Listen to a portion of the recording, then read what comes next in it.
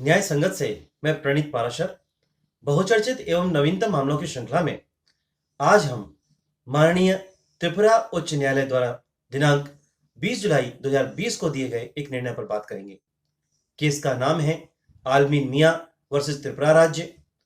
Case number criminal J33/2019।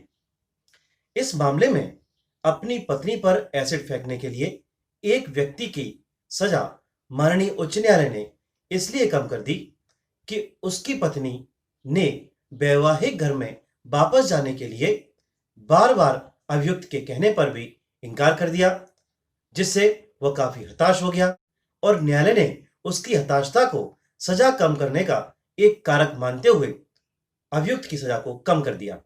मामला यह है कि अपीलकर्ता ने आईपीसी की धारा 326A और 498A के तहत विचारण न्यायालय द्वारा दोषी ठहराए जाने के खिलाफ माननीय उच्च न्यायालय में अपील दायर की।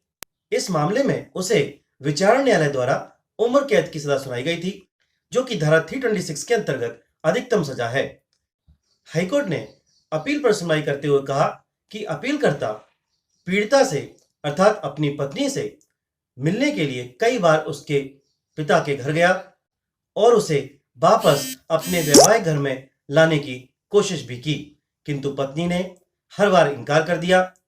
अर्थात न्यायालय के अनुसार परिस्थितियां इंगित करती हैं कि पति वैवाहिक संबंध पुनः बहाल करने के लिए उत्सुक था, किंतु पत्नी द्वारा वैवाहिक घर वापस जाने से इनकार करने से शायद अपीलकर्ता में निराशा की भावना पैदा हो गई।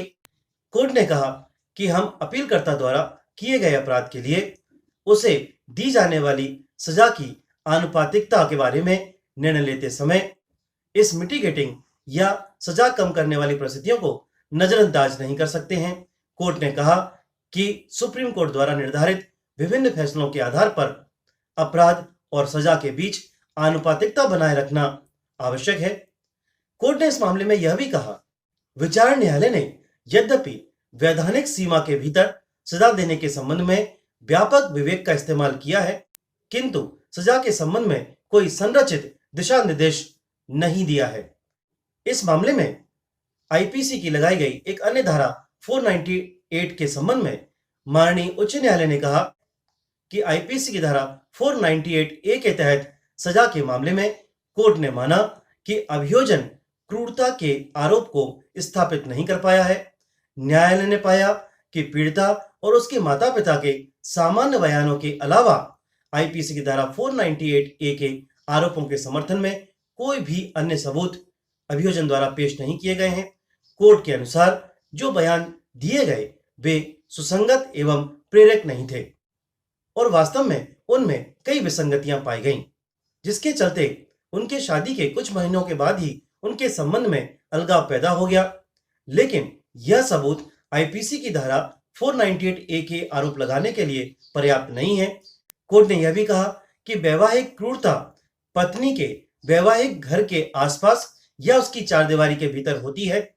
अतः न्यायालय ने इस मामले में विचारण न्यायालय द्वारा दी गई धारा 326A के अंतर्गत अधिकतम सजा को रद्द करते हुए इस धारा के अंतर्गत दी गई न्यूनतम सजा के लिए अभियुक्त को दंडित करने का निर्णय दिया।